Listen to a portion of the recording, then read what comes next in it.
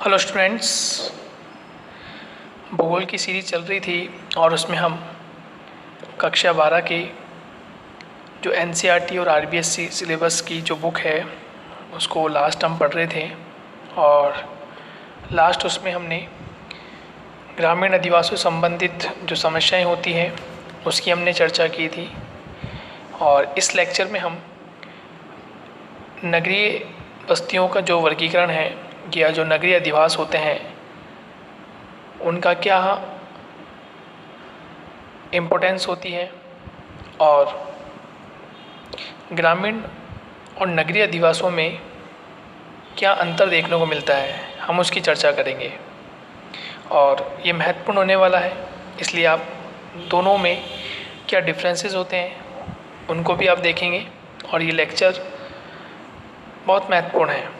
तो यदि आपने अपने इस चैनल को लाइक नहीं किया है, शेयर नहीं किया है, तो इसे आप लाइक, शेयर, सब्सक्राइब करें और वीडियो के नीचे बेल आइकन को पुश करें ताकि आने वाले वीडियोस का नोटिफिकेशन आपको मिलता रहे।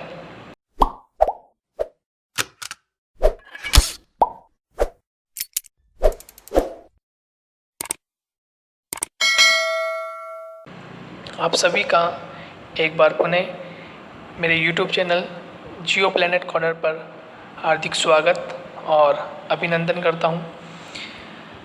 आने वाले लेक्चर में हम क्वेश्चन के पैटर्न को भी देखेंगे कि किस प्रकार से क्वेश्चन यहाँ फ्रेम किए जाते हैं। आइए शुरुआत करते हैं नगरीय अधिवास की, यानी हम पढ़ रहे हैं अर्बन सेटलमेंट। इससे पहले हम पढ़ चुके हैं रूरल सेटलमेंट, और रूरल सेटलमेंट में कौन कौन सी प्रॉब्लम क्रिएट होती है वो भी हमने चर्चा कर ली है। साथियों, लास्ट हमने एक क्वेश्चन आपसे पूछा था कि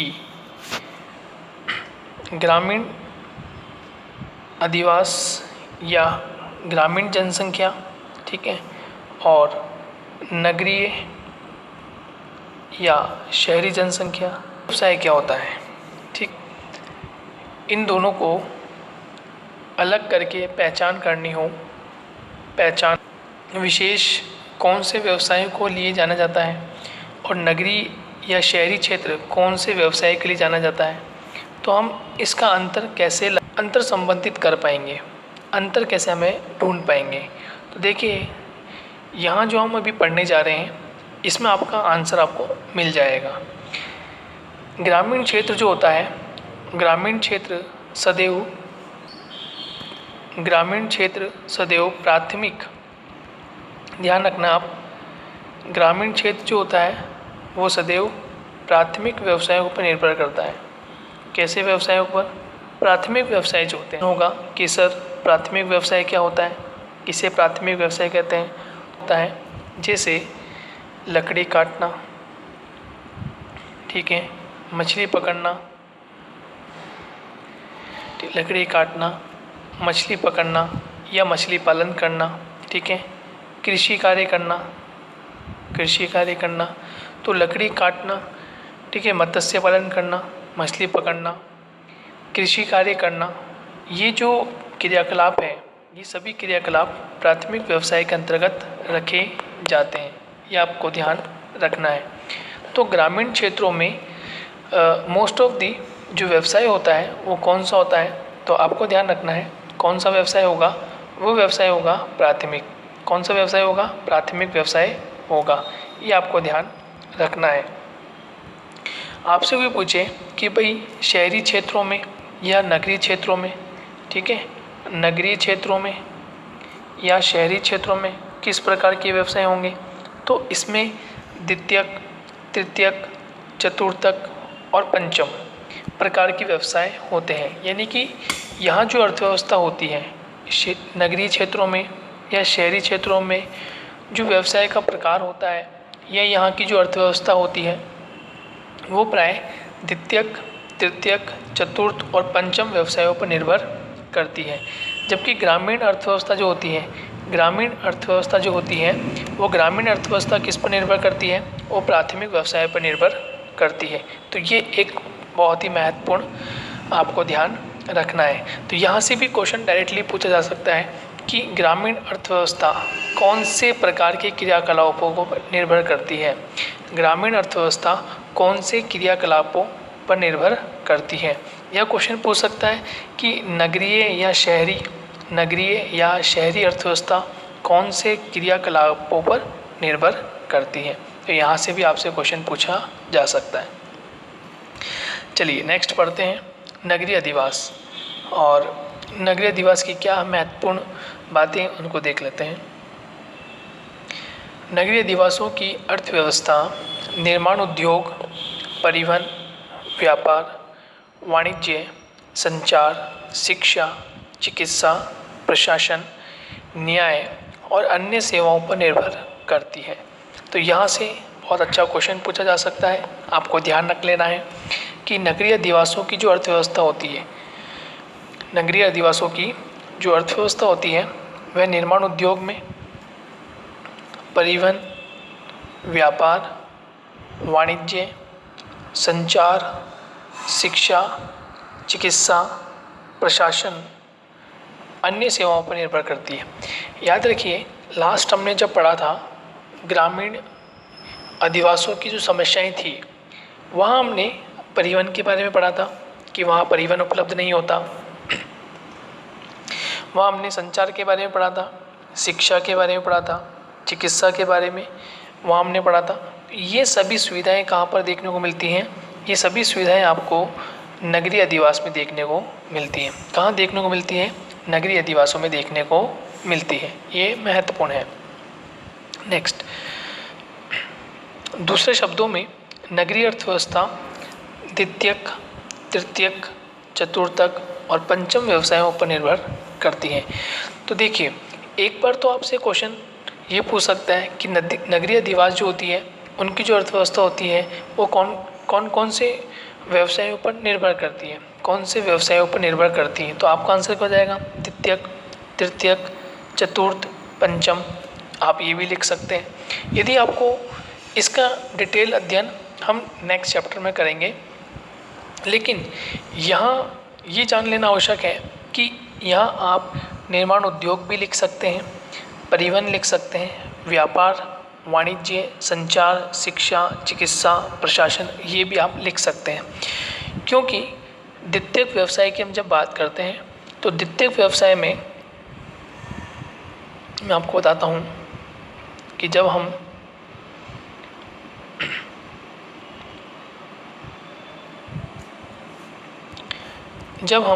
द्वितीयक व्यवसाय की बात करते हैं तो द्वितीयक व्यवसाय का सीधा संबंध किससे होता है? विनिर्माण उद्योग से। द्वितीयक व्यवसाय का संबंध किससे होगा? निर्माण या विनिर्माण उद्योग से। ठीक है, जो मैन्युफैक्चरिंग इंडस्ट्रीज़ वगैरह होती हैं उसका संबंध किससे होता है? द्वितीयक व्यवसाय से। अब आप कि फिर क्वेश्चन कि साहब तृतीयक व्यवसाय का संबंध किससे होगा? तो तृतीयक व्यवसाय का संबंध होगा परिवहन और व्यापार से, परिवहन, व्यापार और वाणिज्य से। इसका संबंध इससे स्थापित हो जाता है, और संचार और शिक्षा हो जाता है। चतुर्थ और पंचम व्यवसाय जो होता है उसमें चिकित्सा सुविधा भी आ जाती है, प्रशासन भी आ जाता है, और न्याय व्यवस्था भी आ जाती है, और अन्य उच्च सेवाएं भी इसमें शामिल कर ली जाती है। तो इस प्रकार से आप विनिर्माण उद्योग, परिवहन, व्यापार, वाणिज्य, संचार, शिक्षा, चिकित्सा, प्रशासन, आप इसको भी शामिल कर सकते हैं। और नहीं तो फिर आप द्वितीयक, तृतीयक, चतुर्थक और पंचम व्यवसायों का नाम भी आप ले सकते हैं। तो आप दोनों तरह से भी आंसर दे सकते हैं। नेक्स्ट, नगरीय अधिवासों की निम्न विशेषताएं होती है। अब देखिए पहले हमने पढ़ा था कि ग्रामीण क्षेत्र या ग्रामीण अधिवास जो होते हैं, ठीक है, उनकी क्या विशेषताएं होती हैं और समस्याएं क्या किस प्रकार की होती है। तो हमने पढ़ा था कि जो प्रतिरूप होते हैं, अलग अलग प्रकार के प्रतिरूप हैं, तीर प्रतिरूप, रेखीय प्रतिरूप, त्रिभुजाकार प्रतिरूप, ये हमने पढ़ा था। अब हम पढ़ रहे हैं नगरीय अधिवास की जो विशेषताएं हैं। नगरीय अधिवास में ऐसी कौन सी विशेषता है जो उसे ग्रामीण अधिवासों से अलग करती हैं। तो देखिए नंबर वन चर्चा करें। नंबर 1 में उच्च जनसंख्या घनत्व। नगरीय जनसंख्या या नगरीय अधिवास में क्या होगा, जनसंख्या जो होगी वो कैसी दिखाई देगी, उच्च दिखाई देती है। देखिए उच्च घनत्व क्यों मिलता है, क्योंकि हमारी चर्चा हुई थी कल भी कि जो ग्रामीण जनसंख्या है, ठीक है, जो ग्रामीण जनसंख्या होती है, ग्रामीण जनसंख्या कहाँ की ओर पलायन करती है, शहरों की ओर। कहाँ पलायन करेगी, शहरों की ओर या नगरों की ओर कह लीजिए, ठीक है। यदि ग्रामीण जनसंख्या शहरों की ओर या नगरों की ओर माइग्रेट करती है, प्रवास करती है, या फिर क्षेत्र की ओर विशेष की ओर आती है, तो क्या होगा, जनसंख्या घनत्व क्या हो जाएगा, उच्च देखने को मिलेगा, जनसंख्या घनत्व अधिक हो जाएगा। और जनसंख्या घनत्व जब अधिक होगा तो होगा क्या, बड़ी बड़ी इमारतें देखने को मिलेगी आपको शहरों में, जनसंख्या का दबाव आपको अधिक देखने को मिलेगा शहरों में, यातायात के जो साधन हैं वो अधिक देखने को मिलेंगे आपको शहरों में। तो इस प्रकार से हम देखते हैं कि नगरों में जिस तरह जनसंख्या घनत्व बढ़ता है तो विभिन्न प्रकार की समस्याओं का सामना भी हमें करना पड़ता है। तो एक हो गया उच्च जनसंख्या घनत्व, नेक्स्ट हो गया त्वरित गतिशीलता। त्वरित गतिशीलता यानी कि शहर जो होता है वो सुबह से यानी कि मॉर्निंग से ही यातायात के साधन चलने लग जाते हैं, लोग ऑफिसेज वगैरह जाना शुरू करते हैं, तो त्वरित गतिशीलता, हर कार्य बहुत तेज़ गति से होना शुरू हो जाता है, ठीक है। जनसंख्या घनत्व कैसा रहता है, उच्च रहता है, उच्च जनसंख्या घनत्व बना रहता है, त्वरित गतिशीलता देखने को मिलती है, ठीक है। पक्की सड़कें व पक्के मकान। देखिए ग्रामीण क्षेत्रों में क्या होता है, ग्रामीण क्षेत्रों में सड़कें भी कच्ची होती हैं, मकान भी कच्चे होते हैं, ठीक है, या कहीं कहीं पक्के मकान भी देखने को मिलते हैं, लेकिन दोनों का मिश्रण देखने को मिलता है। लेकिन शहरों की विशेष बात होती है, और शहरों की विशेष बात क्या होती है, नगरों की विशेष बात क्या है कि पक्की सड़कें हैं और पक्के ही क्या हैं, मकान देखने को मिलते हैं।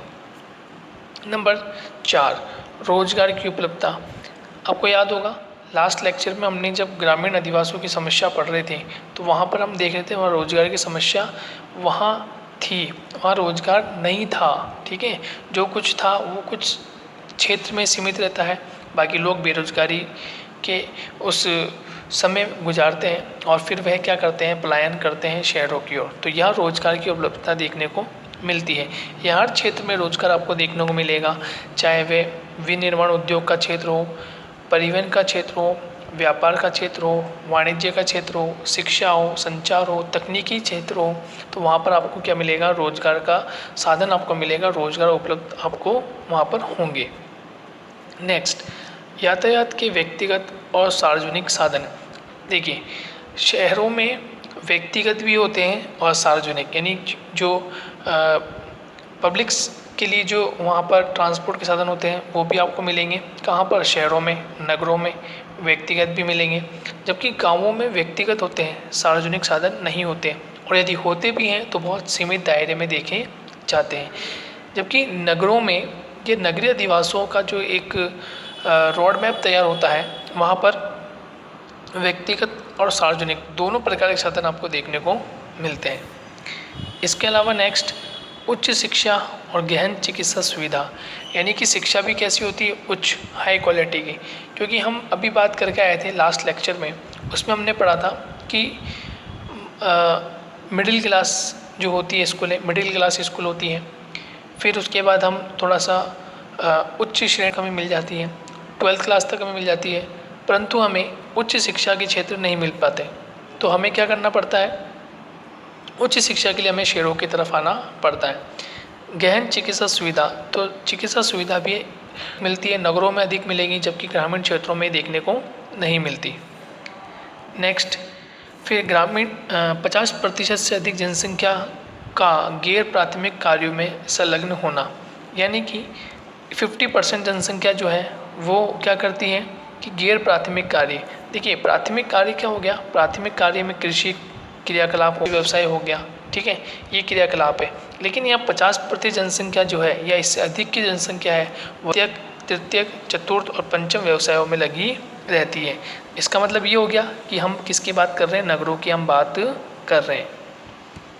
नेक्स्ट, जटिल श्रम विभाग, सामाजिक प्रकारता का भाव से मतलब क्या हो गया कि यहाँ सामाजिकता नहीं देखने को मिलती, जबकि ग्रामीण क्षेत्रों में, ग्रामीण अधिवासों में सामाजिक प्रगाढ़ता अधिक देखने को मिलती है। तीव्र सामाजिक व आर्थिक अंतर, ठीक है। तो इस प्रकार से हमने ये देख लिया कि जो विशेषताएं हैं नगरीय अधिवासों की वो क्या होती हैं। डायरेक्टली क्वेश्चन पूछा जा सकता है, नगरीय अधिवासों की जो विशेषताएं हैं उनके बारे में बताइए, या किन्हीं 5 विशेषताओं की चर्चा कीजिए, किन्हीं 5 विशेषताओं को बताइए। तो आप किन्हीं 5 विशेषताओं को लिख सकते हैं। जैसे हमने पढ़ा था नंबर 1 कि चिकित्सा सुविधा अच्छी है। नंबर 2 एजुकेशन, शिक्षा का क्षेत्र हमें मिल जाता है। नंबर 3 यह जनसंख्या उच्च घनत्व अधिक देखने को मिलता है, ठीक है। पक्की सड़कें हैं और पक्के ही मकान देखने को मिलते हैं। रोजगार के साधन हमें उपलब्ध हो जाते हैं, ठीक है। और अधिकांश जनसंख्या जो है वो कैसे उद्योगों में लगी हुई है, अधिकांश जनसंख्या कैसे उद्योगों में है, ठीक है। द्वितीयक उद्योग, तृतीयक उद्योग, चतुर्थ उद्योग, पंचम उद्योग में लगी हुई है। और यहाँ यातायात के साधन भी हमें देखने को सर्वाधिक मिलते हैं, व्यक्तिगत भी मिलते हैं और सार्वजनिक रूप से भी देखने को मिलते हैं। तो इस प्रकार से हमने देखा कि नगरीय अधिवास की विशेषताएं कौन कौन सी होती हैं और ये विशेषताएं ग्रामीण अधिवासों से किस प्रकार से भिन्न होती हैं। अब हम पढ़ेंगे नगरीय बस्तियों का वर्गीकरण। देखिए आपको याद होगा पहले भी हम वर्गीकरण पढ़कर आ चुके हैं। पहले हमने जो वर्गीकरण पढ़ा था, वर्गीकरण किसके रेफरेंस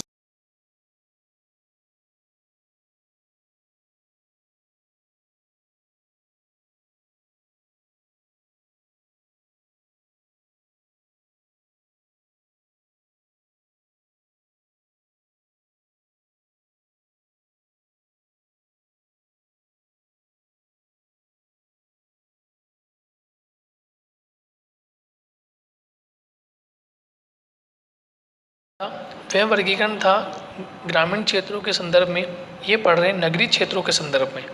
देखिए विश्व में नगरीय क्षेत्र की परिभाषा एक देश से दूसरे देश में भिन्न है।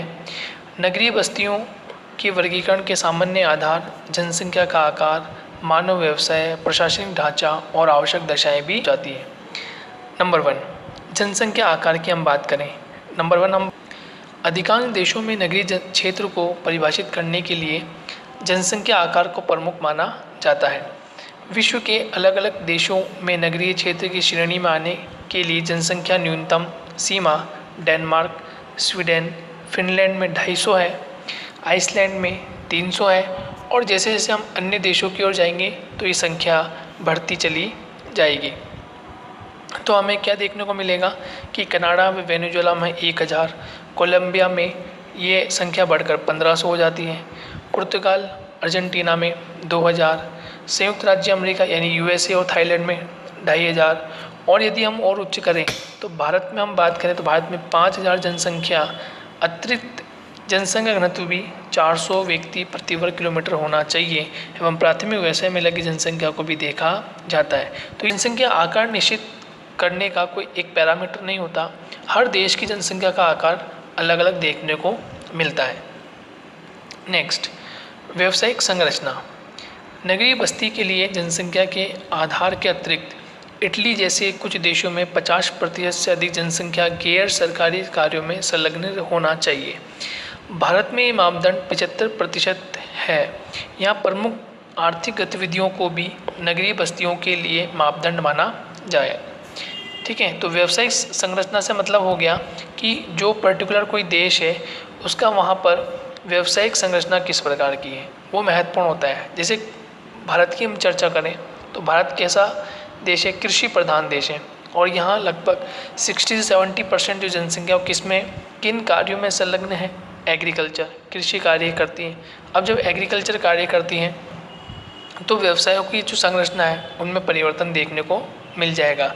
लेकिन वहीं हम यूरोपीय देशों की चर्चा करते हैं तो यूरोपीय देशों में ये जो व्यावसायिक संरचना है ये कुछ अलग देखने को मिलती है। तो अलग अलग देशों की व्यवसायिक संरचना अलग अलग देखने को मिलती है। नेक्स्ट प्रशासन की चर्चा करें तो प्रशासन कुछ देशों में किसी बस्ती को नगरीय बस्ती में सम्मिलित करने के लिए प्रशासनिक ढांचे को ही मापदंड माना जाता है। जैसे भारत में किसी नगर में नगर पालिका, छावनी बोर्ड और अधिसूचित नगरीय क्षेत्र समिति होने पर उसे नगरीय बस्ती माना जाता है। ब्राज़ील और बोलिविया में जनसंख्या के आकार के स्थान पर प्रशासकीय केंद्र को नगरीय केंद्र माना जाता है। यानी प्रशासन के आधार पर किस प्रकार से हम नगरों को विभाजित कर रहे हैं। एक तो हमने कर लिया आकार के हिसाब से, ठीक है, आकार के हिसाब से हमने नगरों का विभाजन कर लिया कि जहाँ सर्वाधिक जनसंख्या है, देखने को मिल रही है जनसंख्या जहाँ सर्वाधिक है, वहाँ उस प्रकार के नगरों का विभाजन कर लिया। जहाँ सर्वाधिक जनसंख्या देखने को मिल रही है वहाँ उस प्रकार के आकार हमें देखने को मिला। जैसे फॉर एग्जांपल कि एक कोई देश हमने लिया, जैसे ये डेनमार्क है, ठीक है। अब यहाँ जनसंख्या किस प्रकार से रहती है, तो यहाँ इसका आकार है। और वहीं दूसरी ओर एक अन्य देश हमने लिया, जैसे मान लीजिए यहाँ इंडिया ले लिया, भारत हमने ले लिया, और यहाँ जनसंख्या का जो स्ट्रक्चर है वो किस प्रकार का है, तो ये हमने ये देख लिया, ठीक है। अब नगरों का एक और वर्गीकरण हमने किस आधार पर देख लिया, एक आधार हमने देख लिया व्यवसाय के आधार पर कि व्यवसाय किस प्रकार का होता है। जिस प्रकार का व्यवसाय होगा वहाँ पर उसी प्रकार के उस नगर का वर्गीकरण कर दिया जाएगा, या उस नगर का जो मेन कॉन्सेप्ट हो जाएगा वो क्या हो जाएगा, उसका व्यवसाय, कि वहाँ किस प्रकार का व्यवसाय किया जा रहा है, उस नगर की पहचान वहाँ पर हो जाएगी। तीसरा जो कारक है वो तीसरा कारक क्या होगा, प्रशासन। तीसरा कारक क्या हो जाएगा, प्रशासन, कि प्रशासनिक गतिविधि कैसी है, किस प्रकार की, ये भी हमें देखने को मिलेगा। नगरीय बस्ती में सम्मिलित होने पर प्रशासनिक ढांचे की हम चर्चा करेंगे, उसकी बात करेंगे, ठीक है। नगर पालिका या नगर निगम, ये सब चीज़ें जो है ये भी उन पर ही निर्भर करेगी कि वहाँ पर प्रशासन किस प्रकार का होता है। नेक्स्ट, आवश्यक दशाएं, ठीक है। अब आवश्यक दशाएं और क्या हो सकती, देखिए विश्व में नगरीय केंद्रों की गणना संपादित कार्यों के आधार पर की जाती है कि वहाँ कौन कौन से कार्य उस नगर विशेष में हो रहे हैं। जैसे अवकाश, पर्यटन स्थल की आवश्यक दशाएं, औद्योगिक नगर होता है, समुद्री पत्तन नगर होता है, सेना नगरों में भिन्न होता है। तो ये भिन्न भिन्न कैटेगरी हमें देखने को मिलती है। कोई समुद्री क्षेत्र का नगर हो सकता है, कोई औद्योगिक नगर हो सकता है, कोई पर्यटन के संबंध में नगर हो सकता है, कोई सेना से संबंध में नगर हो सकता है, प्रशासनिक इकाई के आधार पर, ठीक है, व्यावसायिक गतिविधियों के आधार पर, जनसंख्या के वहाँ जो जनसंख्या होती है उसके आकार पर वहाँ नगरों का वर्गीकरण देखने को मिलता है। तो जनसंख्या का आकार, मानव का जो व्यवसाय है, मानव किस प्रकार का व्यवसाय कर रहा है, प्राथमिक व्यवसाय, द्वितीयक व्यवसाय, तृतीयक व्यवसाय, उसके आधार पर नगरों का वर्गीकरण हो गया। नगरीय बस्तियाँ वहाँ बसने लग जाती हैं। प्रशासनिक ढांचा किस प्रकार से हो सकता है, क्या वहाँ छावनी है, ठीक है, क्या वहाँ नगर परिषद है, नगर निगम है, नगर पालिका है, या कोई बड़ी जुडिशियल ऐसी कोई एक्टिविटी वहाँ हो रही है, तो उस प्रकार से भी नगरों का विकास हो जाता है। प्रशासन, व्यवसायिक संरचना, जनसंख्या आकार, और इसके अलावा वहाँ पर कोई विशेष पर्यटन का कोई क्षेत्र होता है, या कोई धार्मिक नगरी का कोई क्षेत्र है, ठीक है, और कोई विभिन्न कोई आवश्यक दशाएं कुछ अलग परिवर्तित हो जाती हो, औद्योगिक नगर के रूप में हो, या कोई समुद्री क्षेत्र के रूप में हो, जैसे कांडला बंदर का है, ठीक है, मामरू गोवा है, विशाखापट्टनम है। तो ये जो है ये समुद्री पत्तन नगर है, यानी कि सी पोर्ट एरिया है, सी पोर्ट सिटी है। तो इस तरह से डेवलप हो जाते हैं। कहीं पर कोई सेना रहती है तो वो सेना का नगर, या सेना का वो जो छावनी के रूप में तब्दील हो जाती है तो सेना का नगर भी कहलाता है। तो इस प्रकार से हमने देखा कि नगरीय बस्तियों का वर्गीकरण अलग अलग मापदंड पर किया जाता है। और नगरीय अधिवासों की विशेषता के बारे में अध्ययन किया कि नगरीय अधिवासों की जो विशेषता है वो ग्रामीण अधिवासों की विशेषता से किस प्रकार से अलग होती है और वह क्यों महत्वपूर्ण होती है। तो इस लेक्चर में हमने मुख्य बातों की चर्चा हमने कर ली है। अब हम नेक्स्ट पढ़ेंगे नगरीय अधिवासों के प्रकार, कि नगरीय अधिवासों के प्रकार कौन कौन से होते हैं और कितने भागों में हमने उसे विभाजित किया है। तो नेक्स्ट लेक्चर तक आप बने रहिए। जब तक के लिए थैंक यू। यदि आपने इस लेक्चर को यदि आप पसंद करते हैं तो उसे लाइक शेयर करें और अपने मित्रों को भी इसे शेयर करें ताकि उन्हें भी इस चीज़ का लाभ मिल सके।